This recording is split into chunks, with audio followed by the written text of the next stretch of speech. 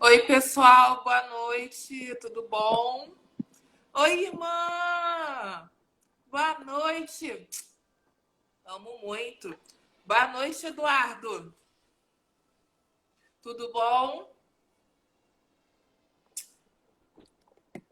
Oi, Leonardo, tudo bem? Tudo bem? Tudo bem, Patrícia? Como é que tá? Tudo jóia. Boa noite, Eduardo. E Leonardo, desculpa. Leonardo, a gente dá sempre um tempinho para o pessoal ir entrando e aí a gente começa, tá bom? Tá Só para bom. dar tempo Tudo do certo, pessoal combinado. entrar. Deixa eu botar aqui. Combinado. Tá me ouvindo bem? Tá tudo certo? Tô ouvindo um pouquinho baixinho, Leonardo. Tá baixo? Eu vou ter que Tá falar um baixo. pouquinho alto. Não sei se tá vindo do fone ou do telefone. É a minha primeira live com o Instagram. Então, Eu acho que a imagem está um pouquinho embaçada também. não é. Não sei se é só para mim. Pessoal, dá um retorno aí de como tá, vocês estão ouvindo. Leonardo e eu, por favor. Deixa eu tentar limpar aqui.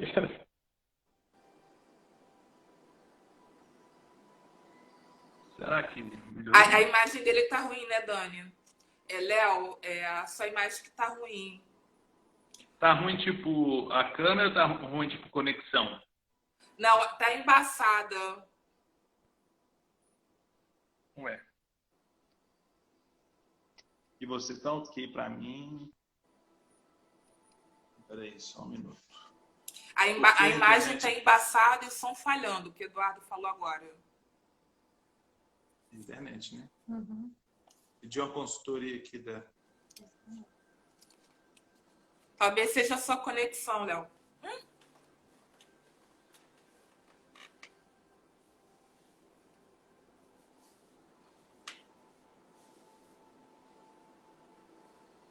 Acho que tá carregando. Eu vou tentar te chamar de novo. Peraí. Peraí. Foi? Não, acho que agora foi. Eu tô te ouvindo. Você tá me ouvindo? Eu tô ouvindo. Fala mais aí pra eu ver se eu tô ouvindo mais. É porque o que acontece? A conexão aqui tá horrível hoje. Ó, então eu vou te chamar de novo, tá? E aí, aí entra de novo. Vamos ver. Tá.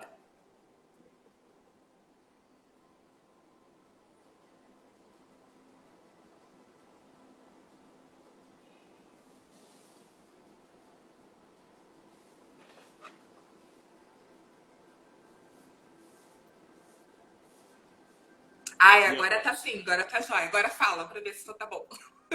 Eu não tô. Eu moro em Mariana e aqui a conexão é muito instável, tá relampeando, então Ai, tudo que pode lindo, você acontecer. mora em Mariana. Que graça. Isso. Ah, eu gosto de Mariana. Ah, eu gosto daqui também. É, Mas assim, tem é esses igual. problemas de cidade pequena, né? Cidade grande também tem problema, Léo. Ah, tô Isso. te chamando de Léo, desculpa, hein? Se você não gostar, você me avisa. Eu até prefiro, pode ficar à Ah, vontade. entendeu? Mas cidade grande também tem problema, né? Bom, cidade É, pequena é que todo mundo se conhece, né? Tem aquele clima de família, né? isso. É Eu, aconchegante e tal. O outro lado bom da cidade é que também tem um monte de gente pra gente conhecer, né? Também tem isso. Tudo exato. tem lado bom e lado ruim, né, na vida. Isso. Né? Pois é. É muito bom. Eu acho que agora a gente pode começar. Deu 5. Tá. Bom, vou me apresentar para quem não me conhece ainda. Meu nome é Patrícia Silva, eu sou funcionária do gabinete da direção do IFIX, Instituto de Filosofia e Ciências Sociais da UFRJ. Eu trabalho diretamente com a professora Suzana de Castro, que é a nossa atual diretora. Estou aqui hoje para apresentar mais uma live da nossa série Minha Pesquisa em 40 Minutos. O objetivo dessa série é os alunos apresentarem suas pesquisas de pós-graduação numa linguagem simples, numa linguagem acessível, né, para que todos possam compartilhar o que está sendo produzido pela nossa unidade. E nós atualmente temos 3 programas de pós-graduação: o programa de pós-graduação em filosofia, o programa de pós-graduação em lógica e metafísica e o programa de pós-graduação em Sociologia e Antropologia. Hoje o nosso convidado é o Leonardo Rodrigues, que é doutorando em Sociologia e Antropologia do PPGSA, que é o Programa de Pós-Graduação em Sociologia e Antropologia. É o nosso programa de ouro, o programa Nota 7 na CAPES, está no topo da cadeia dos programas de pós-graduação no Brasil. É um programa que mantém esse conceito 7 há bastante tempo, fruto de muito esforço coletivo de professores, docentes, técnicos, alunos, enfim, conquistar uma nota dessa dá muito trabalho, mas manter dá mais trabalho ainda, gente. É uma produtividade intensa que às vezes a gente desconhece. Então é importante deixar aqui bem claro como é custoso manter esse set e como nós, da comunidade do IFIX, temos orgulho desse programa na nossa casa. O título da pesquisa do Léo é A Estratificação da Educação Superior no Brasil. O perfil socioeconômico de concluintes em medicina, engenharia e direito.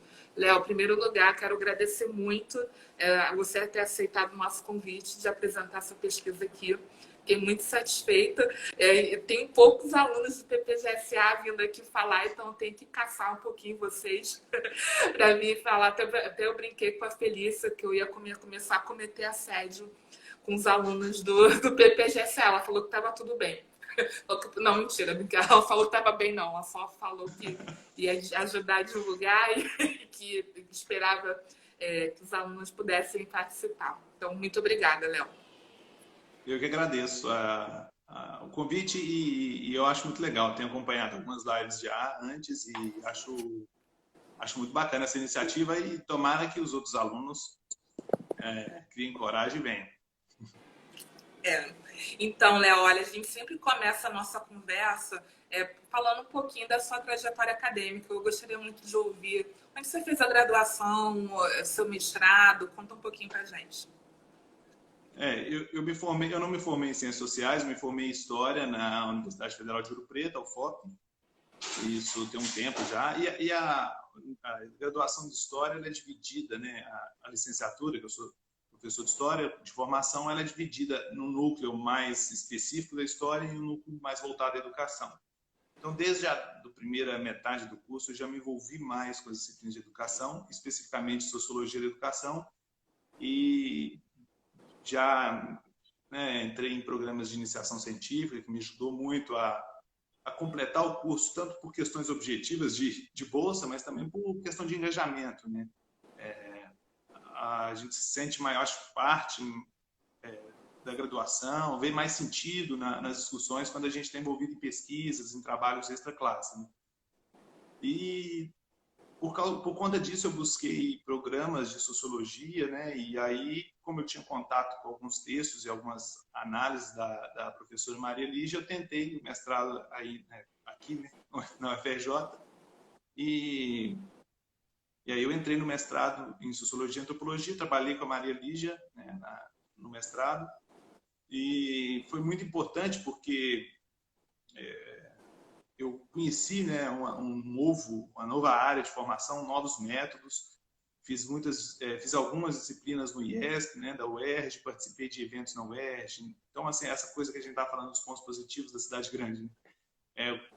Aproveitei assim a fartura de programas e universidades que tem o Rio. E aí, entre o mestrado e o doutorado, eu dei aula para o ensino médio, para a EJA, e dei aula na UFOP, né? Voltei para o departamento de educação como professor, que foi muito legal durante 2 anos como professor substituto, e depois entrei no doutorado também com a Maria Lígia, estudando aí, dando quase uma continuidade do trabalho de mestrado, trabalhando aí com os concluintes do ensino superior brasileiro. Uhum. Léo, você fez o mestrado também com a Maria Lígia, né? Qual foi o seu tema de pesquisa lá no mestrado?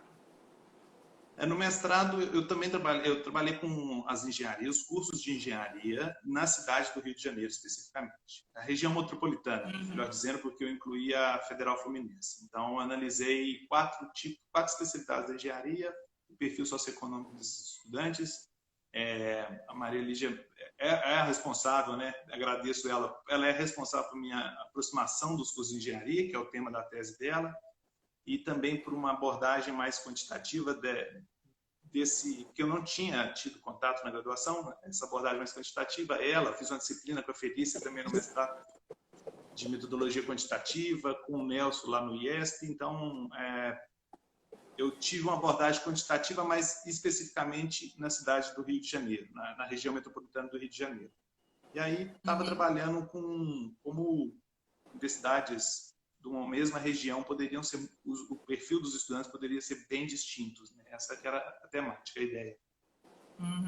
E, Léo, e agora a gente pode já começar a falar um pouquinho da sua pesquisa, que o seu tema me interessa bastante. Eu fiquei muito animada, tanto com você, como com o Eduardo e com o André de Holanda, né? Porque são temas que eu tenho uma certa intimidade, né? Por conta da minha pesquisa de mestrado e doutorado, né? Eu conheço a professora Maria Lígia já desde antes de trabalhar no IFIX, e fiquei muito, muito animada em saber sobre o seu tema, né? Eu queria que você falasse um pouquinho como é que está a sua pesquisa. Você está em qual ano do doutorado? Eu estou no último. Assim, eu tenho que defender até março, né? E é isso. Eu estou trabalhando com a Maria Lígia e aí é bom você lembrar. Eu estou trabalhando dentro de um laboratório, né? O laboratório de pesquisa em ensino superior, que é aí na UIFIX, e também tem um laboratório, o LEPES, né? Que é na Praia Vermelha, o pessoal da educação. Então, assim, apresentaram aqui, né, o André falando sobre inserção no mercado de trabalho e o Eduardo sobre permanência, né? E meu tema, basicamente, é o meio do caminho desses dois, né? Porque é o que está concluindo. Não ingressou no mercado de trabalho ainda, mas passou por todo o processo de permanência. E aí, na sua pesquisa, Léo, quais são os objetivos que você estabeleceu? Que perguntas você está procurando responder com a temática de estratificação do ensino superior? O objetivo geral da pesquisa é analisar se houve transformação no perfil socioeconômico, né, do concluinte entre dois períodos, que cobre mais ou menos uma década de transformação no ensino superior. Esse objetivo está inserido dentro de um esforço coletivo do LAPES, mas de acadêmicos do mundo inteiro, que tenta responder qualquer relação entre o ensino superior, a formação do ensino superior e as desigualdades de determinado país ou sociedade, né? Então, se o ensino superior ele aumenta as desigualdades, diminui, ele justifica as desigualdades, a gente está dentro dessa discussão. E aí eu pergunto, né, se num prazo, né, num período de 10 anos, se o perfil socioeconômico dos alunos mudou, se ele diversificou, se é o mesmo, o que aconteceu. Especificamente, eu foco, como é um foco nas desigualdades, eu foco em áreas ou em profissões, né, aquelas ditas imperiais. Eu fiquei até mais à vontade quando você disse que conhecia, que sabia, né, sobre a respeito do tema, que fez a tese, né, esbarrou, e não sei se foi a respeito, né? Foi a respeito disso? Não, a gente tem uma interseção, mas não foi exatamente sobre isso, né? Mas eu fiquei mais à vontade, né? Então, na área de medicina, direito e engenharia. Foco especificamente nesses 3 cursos, porque são cursos... Depois a gente pode explicar, talvez, o que é a área imperial, mas vendo se eu analiso principalmente gênero dos alunos, a cor ou raça, a escolaridade dos pais, qual é a idade desses alunos, de qual região, né, esse aluno pertence, e tento ver se esse conjunto de características, se ele é o mesmo entre as áreas imperiais, essa é a primeira tarefa, e se mudou entre os anos de 2009, 10 e 11 e os anos de 15, 16 e 17. Esses anos são importantes porque no meio eles entraram em 2005, mais ou menos, o primeiro ciclo. O segundo ciclo entrou por volta de 2012 e nesse período a gente teve reestruturação das universidades federais, implementação das ações afirmativas, a expansão das instituições privadas. Então, quero ver se isso causou efeito na característica dos concluintes, nessas que eu citei, né? Então, a primeira tarefa é se há diferença entre engenharia, medicina e direito e se houve mudanças. A segunda tarefa, eu vou focar especificamente nas engenharias, porque as engenharias são específicas, porque elas têm cursos diferentes do direito e da medicina, né? Então, Uhum, vou analisar se há também o mesmo método, se há diferença entre as especialidades. entendi. E, por É, fim, não, tem uma última tarefa só, que é se há diferença entre público e privado dentro das áreas das engenharias. Desculpa. uhum. Ah, você tem bastante objetivos estabelecidos, hein, Léo? Bastante trabalho.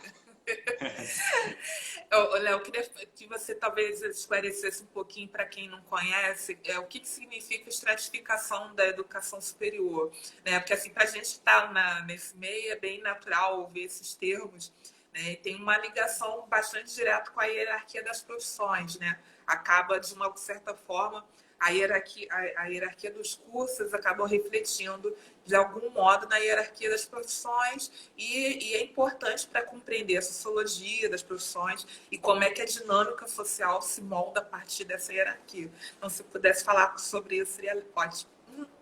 Ah, maravilha. Quando a gente fala estratificação da educação superior, e aí tem um extra, uma estratificação horizontal, o que a gente está se referindo é que as diferenças internas do ensino superior, ou seja, os diferentes cursos ou as diferentes instituições, ou mesmo diferenças mais micro ainda, como curso noturno ou diurno, essas diferenças elas refletem ou produzem hierarquias. Ou seja, quando eu falo que é uma estratificação vertical, bom, entre a pessoa que tem o diploma de ensino superior e aquela que não tem. A estratificação horizontal ou a estratificação da educação superior, ela significa que a gente está olhando para o ensino superior, considerando que as diferenças do ensino superior não são só diferenças, mas são também desigualdades. Então, quando não é só a diferença entre a formação em engenharia, medicina e direito e a formação em licenciatura, por exemplo, ela não é só qualitativa, de tipo de formação. Ela se reflete, por exemplo, em ganhos salariais diferentes lá fora, né, no mercado de trabalho. Algumas pesquisas indicam, por exemplo, que para fazer parte do 1% da população, 1% mais rico, né, o concluinte, ou o portador do diploma de licenciatura, que é o meu caso, ele tem quase a mesma chance, é um pouquinho maior, mas quase a mesma chance daquela pessoa, daquele trabalhador que não tem um diploma de ensino superior. Ao passo que o engenheiro, quem é formado em engenharia, em média, né, ele é 54 vezes mais provável de estar entre os 1% mais ricos, para direito é 70 e poucos, 74 vezes, se não me engano, mais provável, e os médicos, né, são quase 300 vezes mais provável do que um trabalhador sem diploma de participar desse patamar, né, dessa parcela da população. Então, diferentes formações, diferentes instituições, elas não são só tipos diferentes, elas se transformam em desigualdade e é disso que se trata quando a gente fala de estratificação. Uhum. Eu percebi que você escolheu exatamente as carreiras imperiais, né? Quando a gente estava conversando, eu falei, nossa, você escolheu as carreiras imperiais, e eu me recordei de um texto, de um artigo da professora Austana Maria Vargas, que provavelmente você deve conhecer, que o título é Sem Perder a Majestade, né? E ela fala exatamente como as profissões imperiais operacionalizam na estrutura social do Brasil. E ela faz exatamente essa pergunta, né, de se a expansão da educação superior no Brasil conseguiu manter ou diminuir o prestígio dessas profissões. Eu queria que você pudesse explicar para o pessoal o que significa essas carreiras imperiais e se você percebeu, se tentando responder a pergunta que a Austana coloca no artigo, se a expansão da educação superior através das políticas conseguiu manter o prestígio ou ela teve uma queda em relação a isso? Inclusive esse texto da Austana, né, Se Perder a Majestade, foi um dos textos responsáveis por minha aproximação da sociologia. Foi um texto muito importante, né? E aí ela usa esse termo, ela utiliza esse termo do livro do Edmundo Campos Coelho, que localiza o espaço de formação dessas profissões, né, essas três carreiras, no Império, no período imperial. Mas não só por isso, mas porque elas exercem um poder sobre as outras carreiras de forma mais imperial. Elas têm um retorno, né, econômico e social e de prestígio maior. Então, eu escolhi elas justamente por causa desse passado e porque elas continuam, como eu acabei de citar alguns números, né, elas continuam tendo retornos maiores do que a média das outras carreiras. Então, olhar para essas 3 carreiras, eu acho que é importante e relevante para entender se houve transformação, né? E o primeiro, o título, né, dessa live na verdade, o título ou análise do meu primeiro capítulo. Eu ainda não tenho um título para a tese, mas o que eu achei assim é que depende do tipo de característica. Mas uma das características mais relevantes do aluno para saber se ele é em qual curso ele pertence é a escolaridade do pai e da mãe. Isso é muito importante porque se o pai ou a mãe não tem o ensino superior, muito provavelmente esse aluno é da primeira geração a ingressar no ensino superior. Então, os alunos dessas três profissões imperiais, em geral, eles são oriundos de família com um histórico, um passado com ensino superior. Ou seja, essas carreiras privilegiam esse tipo de aluno. Também privilegiam os brancos, também privilegiam os homens, principalmente engenharia, mas um pouquinho a medicina e o direito. Então, há uma desigualdade, elas continuam sendo mais seletiva do que a média das outras carreiras. E agora se mudou um pouco, né? Mudou um pouco. Em relação a gênero, medicina e direito está quase integrada, quase com os meus dados, né? Ela está quase 50-50. Engenharia não, engenharia continua sendo muito masculina, muito segregada em relação ao gênero. Em relação a cor e raça e escolaridade dos pais, a engenharia foi a disciplina, foi a carreira que mais se aproximou do restante das outras. Ela está se tornando mais diversa. Ao passo que medicina e direito ao longo desses 10 anos, os concluintes ficaram um pouco... não teve alteração. Então, elas continuam entre as carreiras mais seletivas, que tem um público menos diverso, mas a engenharia está quase se aproximando da média das outras carreiras. Então, elas variaram de formas distintas. Isso é interessante. Você acha que é porque tem uma relação da expansão dos cursos de direito no Brasil? Porque, se não me falha a memória, eu já li artigos apontando que o Brasil é o campeão de formação de bacharéis em direito no mundo.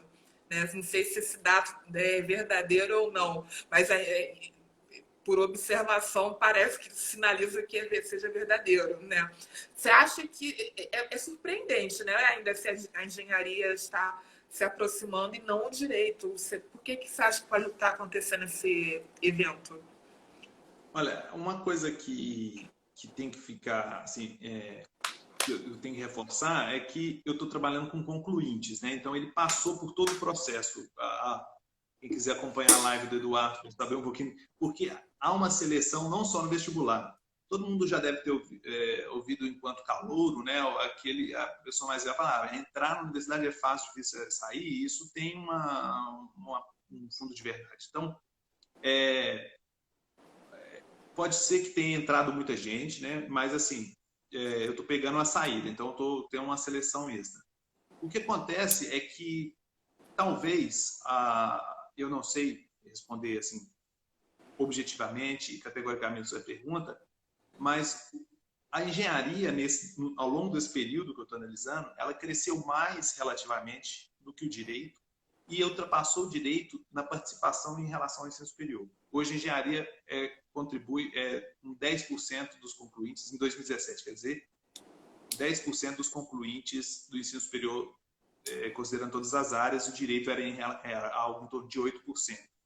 Então, a engenharia tem um pouco mais de alunos. E isso é relevante para entender por que a engenharia se tornou um pouco mais diversa. E também pode ser por conta de um momento, assim, o direito pode ter se expandido naquele primeiro momento, ao longo da primeira década, dos anos 2000, e a engenharia foi se expandindo no final dessa década, né? Então, eu posso estar medindo essa diferença de expansão. Mas para mim também é surpreendente, mas isso eu acho que eu tenho uma explicação, e esse é o segundo capítulo, que porque a engenharia tem diferentes cursos, talvez ali dentro esteja a explicação desse fenômeno. Pode ser que ela tenha atraído estudantes de diversos grupos sociais, mas tenha se tornado ainda mais estratificada dentro dela, dentro das suas especialidades. Ou seja, se antes uma engenharia era um pouco mais, vamos dizer assim, reservada, mais difícil, mais seletiva do que outra, talvez ela tenha se tornado cada vez mais, então, criado nichos diferentes. É isso que eu vou tentar analisar no segundo capítulo. Porque, se eu não me engano, há pelo menos 8 ou 9 especialidades de engenharia, né? Então, são grupos, assim, vai variar conforme a categoria, né? Mas, assim, de nome de curso, tem mais de 150, porque considera, por exemplo, engenharia de computação, engenharia eletrônica e computação, então tem várias, né? Aqui em Minas a gente tem engenharia de cachaça, tinha que ser em Minas, né? Tem engenharia de pesca, então tem novas engenharias surgindo. Tem um curso de engenharia de cachaça em Minas? É um tecnólogo, né? Eles usam o nome de engenharia. Mas, assim, conta como especialidades e, se não me engano, é tecnólogo, eu tenho que confirmar depois. Mas, assim, tem várias engenharias. Eu estou trabalhando com 10 engenharias que são aquelas disponíveis, né, nos dados que eu estou usando, que são os dados da ENAD.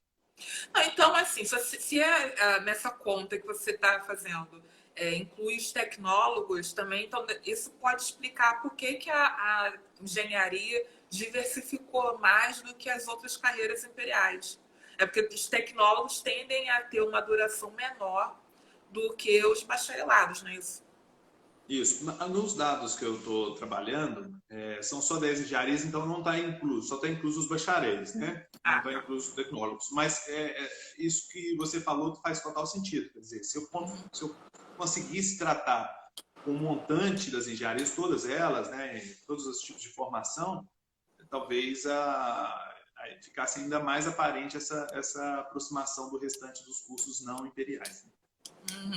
Você consegue perceber alguma razão para a engenharia ter eu estou tentando formular aqui uma hipótese, não sei se eu estou conseguindo formular, vou pedir sua ajuda para conseguir compreender como que a engenharia, né? Eu trabalhei um tempo no centro de tecnologia e era difícil perceber tanta diversidade, né? Não sei como seria.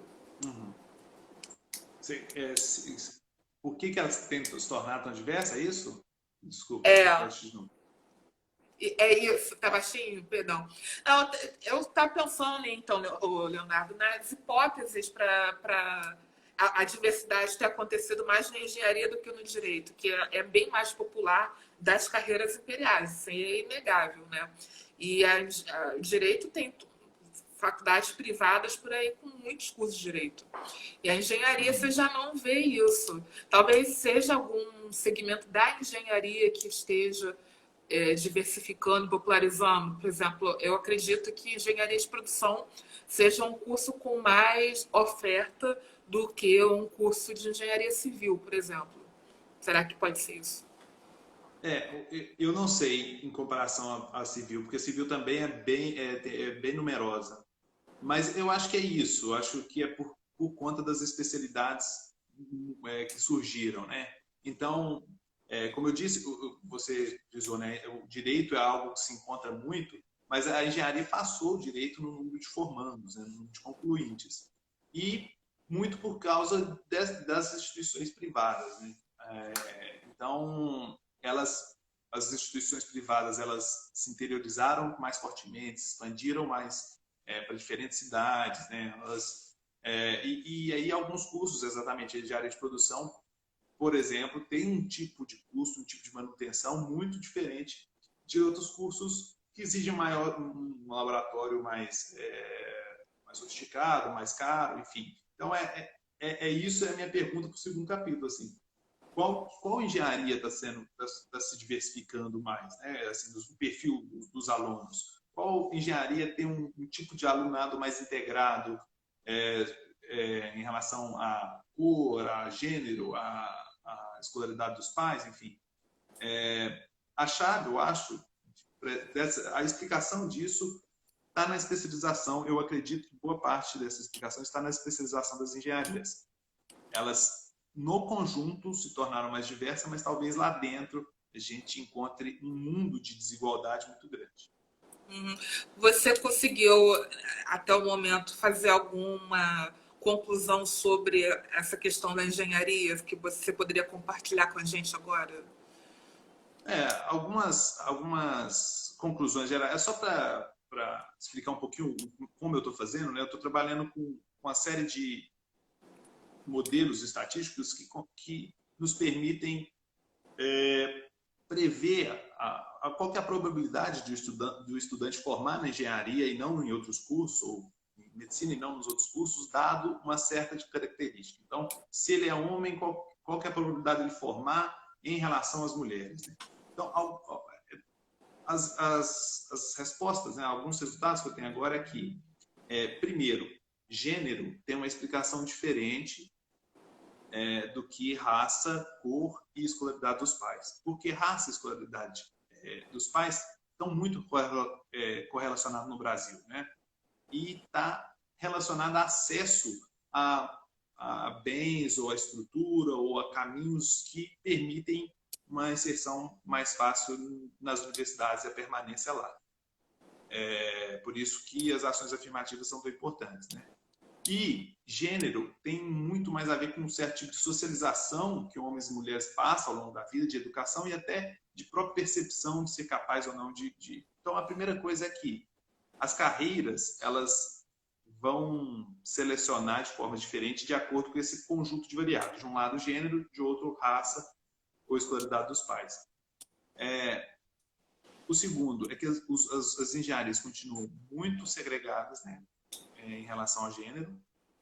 Direito e medicina quase integrado, como eu disse. E a outra, em relação à raça e escolaridade dos pais, vamos dizer assim, pode estar associada a uma classe social, enfim, as engenharias estão se tornando mais parecidas. Os bacharelados, medicina, não há quase nenhuma alteração, e direito, muito pouca também, e algumas dessas alterações se tornando cada vez mais favoráveis a brancos e a quem é filho de pais com escolaridade, mas com escolaridade superior. Não, desculpa, acho que eu não entendi. Em relação à raça, qual é a carreira que teve maior alteração? A engenharia. Ela se integrou mais, racialmente ela se integrou mais, assim, favorável ainda a brancos, mas pretos e pardos se tornou menos excluídos, né? Menos subrepresentados nessas áreas. Estão participando mais das engenharias. Na medicina, que não teve alteração em nenhum dos dois critérios, nem gênero nem raça, isso? Isso, teve uma pequena alteração em raça, muito pequena, e em escolaridade se tornou ainda mais favorável a quem é filho de pai com ensino superior ou mãe com ensino superior. Qual é o perfil socioeconômico desses cursos, André? Porque eu vejo no seu título que você está pensando no perfil socioeconômico dos cursos. Você pode fazer um desenho para a gente?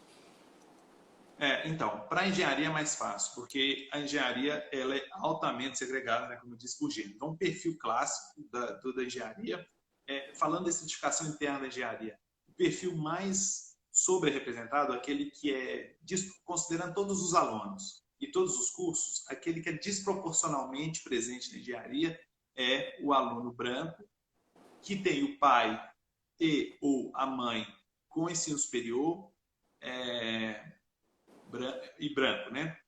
E depois, né, uma ordem de preferência é sempre homens. Depois vem um homem branco sem ensino superior, depois um homem negro com ensino superior, depois um homem negro sem ensino superior e depois as mulheres.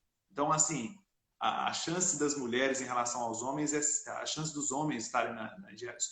A chance não. os homens são sobre-representados desproporcionalmente na engenharia 5 vezes mais do que as mulheres. No direito e na medicina é muito semelhante a homens e mulheres, só que na medicina há uma forte preferência pela escolaridade dos pais e depois pela cor, e no direito quase não tem uma diferença entre homens e mulheres, mas também pais, os alunos têm pais com ensino superior e são brancos. E aí, só para fazer falar do outro lado, né, cursos como a licenciatura, onde as mulheres são mais sobre-representadas, né, são 2 vezes mais sobre-representadas do que homens. Pretos e pardos também são desproporcionalmente presentes nos cursos de licenciatura, e também os filhos de pais ou mães com ensino superior. Nossa, cara, eu estou muito surpresa com esses dados, o Leonardo. Eu estava aqui pensando assim, no capital econômico, na influência que pode ter numa carreira e na outra. Você chegou a pensar nisso? Assim, eu sei que capital social é um capital importante para a profissão de direito.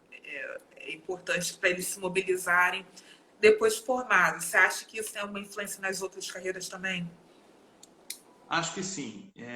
Acredito que sim. O capital social, né, ou assim, o pai, a mãe tem ensino superior, é de fundamental importância, porque o aluno já chega na universidade sabendo mais ou menos os caminhos e os atalhos, as estratégias, enfim. E está muito relacionado com renda, em geral, porque o Brasil, com essa desigualdade enorme, quem tem ensino superior tem uma chance muito maior de ter uma condição financeira mais confortável para bancar um ensino superior ou a preparação para entrar no ensino superior.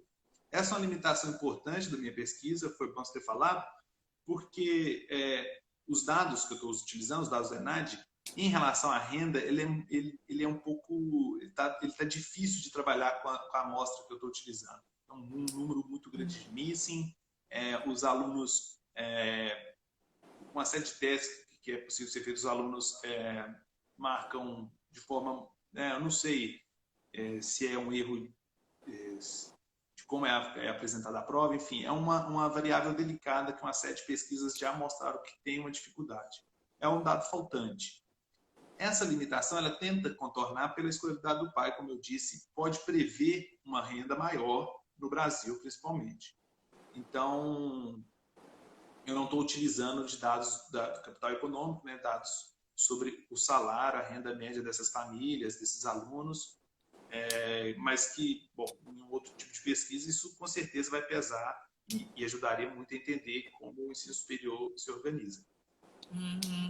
Tá. Eu queria só voltar rapidinho na questão das carreiras imperiais, que a Dani fez uma pergunta lá atrás e acabou que eu perdi.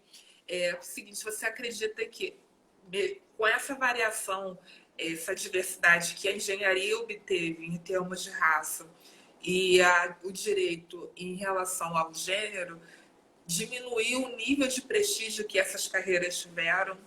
Ou não? Acho que a Dani perguntou isso. Houve alteração? Porque as universidades públicas experimentaram políticas de cotas nos últimos anos. Então, ela está perguntando aqui se teve uma alteração em relação ao prestígio com a entrada de um corpo docente mais diversificado nessas carreiras. Essa, eu acho que é uma grande pergunta. Ela, com certeza, vai passar várias pesquisas, ou se não já está, né, colocada essa questão. Eu não consigo afirmar isso porque eu estou olhando só para o concluinte, né? Eu não estou olhando depois a consequência disso. O André depois vai, né, que é a outra parte, o André vai trabalhar com exceção e como os ganhos salariais variam conforme a engenharia ou o curso. Mas, assim, seria importantíssimo a gente ver se o curso que recebeu mais alunos negros ou com pais de ensino médio, se esse curso ele se mantém com os ganhos econômicos semelhantes a antes. Essa é uma pergunta muito boa e talvez pode ser medida assim. Eu não vou trabalhar com isso agora. A minha hipótese, e é só uma hipótese, é só um palpite que é baseado na literatura, né? é que talvez aquelas áreas em que já eram mais desvalorizadas é que tenham recebido os estudantes, por exemplo, oriundos de escola pública. Pode ser, essa é uma hipótese. Ou seja, já havia uma hierarquia nas engenharias e aquelas que estavam no patamar mais baixo é que receberam mais. Eu não sei. E isso eu vou também tentar responder, porque o prestígio da instituição pesa. Então, eu lembro que na minha pesquisa de mestrado eu vi que 100% dos alunos, naquele ano que eu tinha analisado, 100% dos alunos que tinham saído da engenharia de produção da PUC eram brancos, assim, não tinha nem indígena, era só brancos, dos concluintes. E ao passo que a engenharia de produção na Gama Filho, na época, era um dos cursos que mais tinha um pouco de docente diverso. Ou seja, a dimensão institucional, eu imagino que ela vai ter um peso diferente a depender da engenharia. Em resumo, eu não posso responder a pergunta, mas algumas hipóteses é que o prestígio pode mudar em relação a cada uma das engenharias, isso está colocado em discussão, mas também pode mudar o prestígio em relação à instituição. Essa questão do comparativo que você fez com a Gama, com a PUC, também é um dado interessante, né? Se a PUC teve uma conclusão homogênea de pessoas brancas e a Gama teve diversas, a gente já tem um dado interessante de comparação, né? Os comparativos, para a gente ver que a diversidade pode estar maior nas instituições privadas, mas não é qualquer instituição privada, né? Porque a PUC tem um nível de prestígio entre instituições públicas, entre instituições de ensino superior, maior do que, digamos, a Gama Filho ou alguma outra universidade. Assim como eu devo acreditar que as universidades públicas também devam seguir mais ou menos o perfil da PUC, não é isso? Eu imagino que sim. Eu acho que é isso que você disse.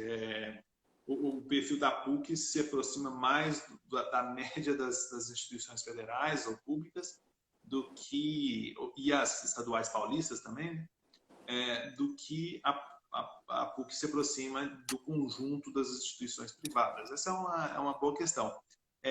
Isso eu vou tentar analisar e eu vou quebrar a cabeça para tentar resolver essa série de dimensões de desigualdade, da estratificação do ensino superior, né? Então, assim, tem diferenças entre engenharias, mas dentro das engenharias entre públicas e privadas, ou entre em qual região essa universidade está, né? Isso é importante também. Você citou agora as universidades paulistas, eu me lembrei de um aspecto.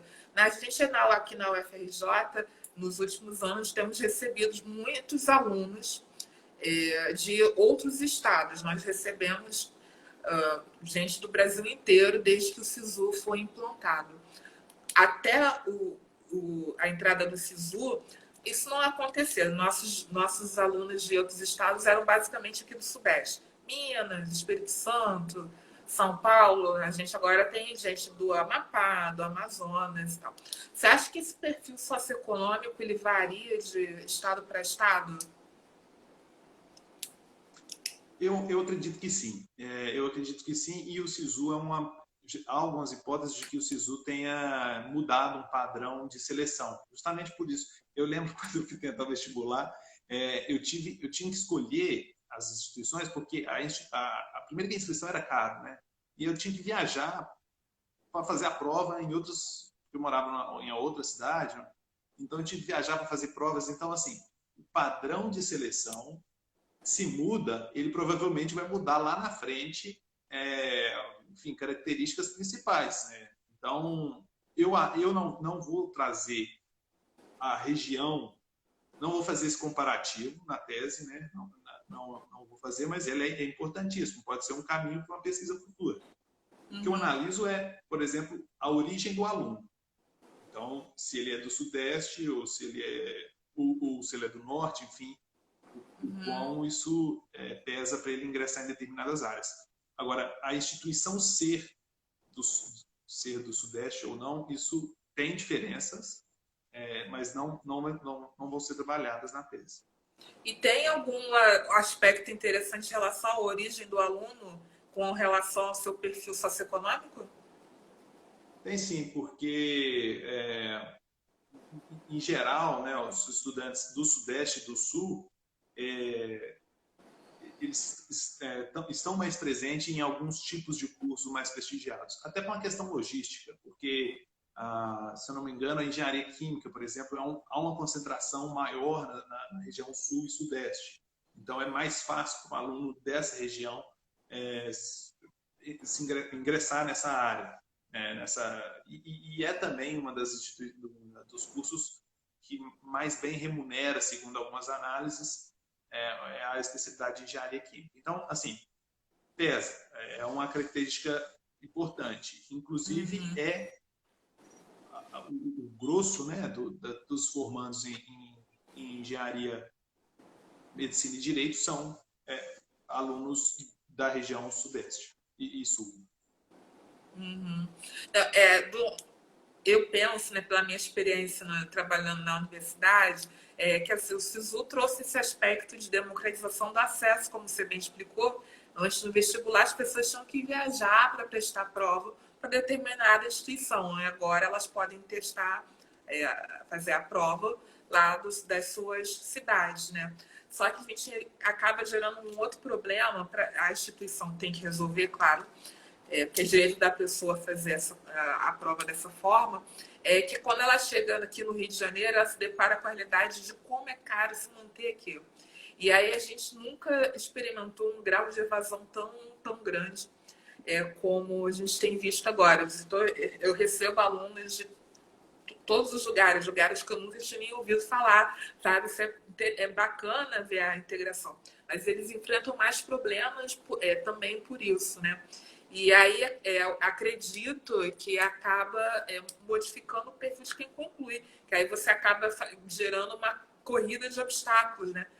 Além de todo o jogo escolar, o jogo acadêmico que o indivíduo tem que viver, ele ainda tem que pensar nesse lado da sobrevivência material, né? Tem uma pergunta aqui da Dani. Leonardo, é possível dizer, então, que analisando a saída dos alunos nesses 3 cursos, as cotas não fizeram tanto efeito quanto pretendíamos? Eu não colocaria nesses termos. É uma boa pergunta, mas eu não colocaria nesses termos porque, assim, o que eu estou analisando é em termos relativos. Então, assim, a medicina mudou pouco o seu perfil, levando em consideração as outras áreas. Então, eu estou analisando em números brutos, ou seja, pode ser que tenha entrado mais pretos e pardos da medicina e entrou, de fato, no segundo ciclo do que no primeiro ciclo. O que acontece é que entrou muito mais nas outras áreas. Essa é a questão. Então, assim, é por isso que esse tipo de método ele é importante, porque ele analisa em termos relativos, levando em consideração o conjunto. As cotas funcionaram porque ampliou a participação de alunos pretos e pardos no ensino superior, mas de forma desigual dentro dessa estrutura interna do ensino superior. Então, em outras palavras, pode ser que o mesmo cenário ocorresse, mas com ainda menos pretos e pardos, ou seja, eles entraram nas universidades, nas licenciaturas, os tecnológicos, ou até, né, nas engenharias, como a gente tem visto, e também na medicina, mas entrou muito mais nessas áreas. Então, assim, não é possível falar que não funcionou. Pelo contrário, os dados brutos, né, olhando números absolutos, você vê que o perfil da educação superior no Brasil diversificou de forma geral. A questão é que eles entraram de forma desigual, de acordo com as áreas. Não, aí também a gente nem acredita que não dá nem para a gente concluir isso, né? Porque a cota ela dá conta do ingresso, né? Ela não dá conta da permanência, conclusão. Você está fazendo o trabalho com concluintes, né? Exatamente. É isso que você colocou. Ainda tem a segunda seleção, que é dura, né? Que é a seleção da permanência. O Eduardo está trabalhando. Que é o Eduardo trabalha. né? Porque a universidade, ainda que a gente tenha trabalhado muito para instituir a política de ingresso, a gente ainda está estrangulando, né, a como desenvolver uma política de permanência. Né? Todas as instituições públicas estão passando por isso e acaba gerando essa evasão né, esses dados. A Dani perguntou aqui, mas o gap entre brancos e negros continua? Pergunta a Dani. Então, aí que está. Como a concentração de pretos e pardos é maior nas licenciaturas, o gap continua porque, em alguns casos, né, ela pode continuar porque a licenciatura está puxando muito. E não porque...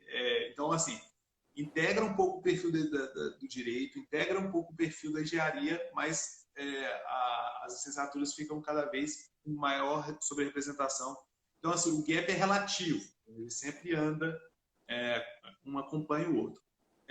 Em relação à raça e cor, especificamente, é bom, acho, frisar, a mudança foi pequena em direito e medicina, mas ela ocorreu. Ela é pequena, mas ela ocorreu. O que aconteceu é que a engenharia mudou muito mais, de forma muito mais considerável do que esses dois cursos.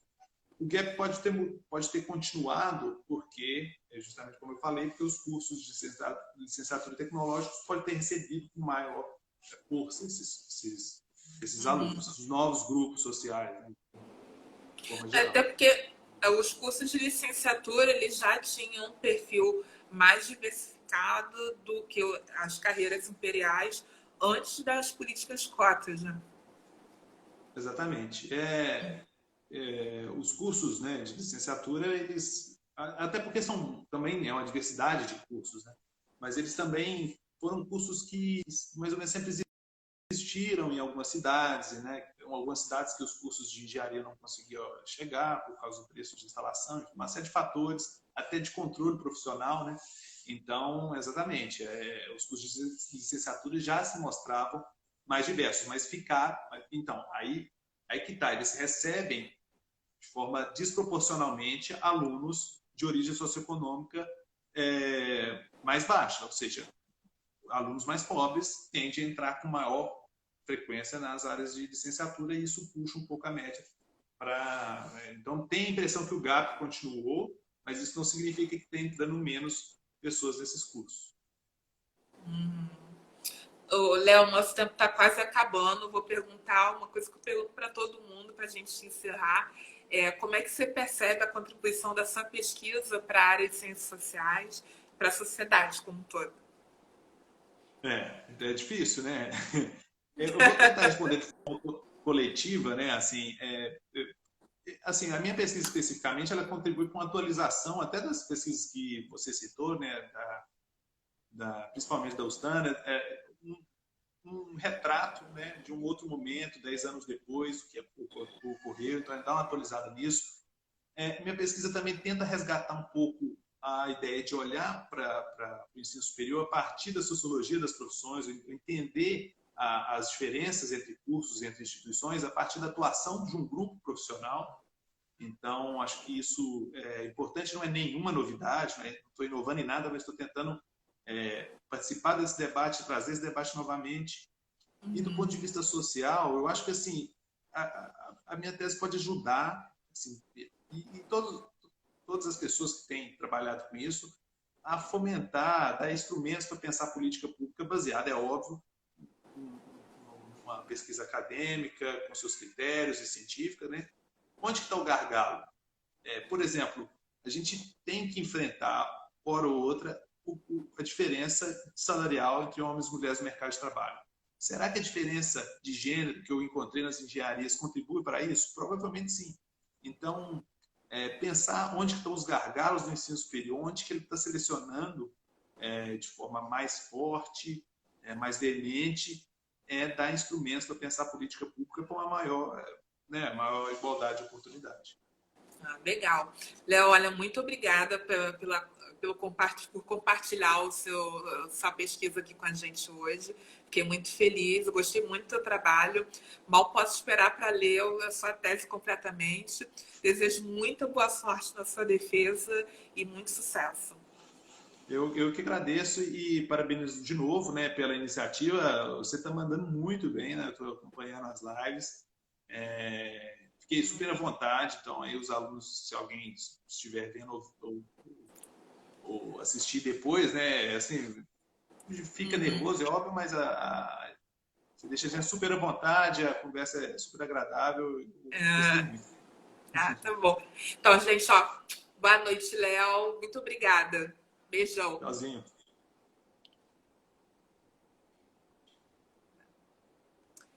Oi, gente. Olha, boa noite para todo mundo. Quero agradecer todo mundo que assistiu e deixar um recadinho aqui. Amanhã a gente vai ter uma live com o Joel Pinheiro da Fonseca sobre política no Brasil. Vai ser às 19 horas aqui no Acontece no IFIX. Então, gente, quem não está seguindo nosso perfil, por favor, não deixe de seguir, tá? Temos várias lives acontecendo e vai ser bacana. Beijão, boa noite, se cuidem. Beijo.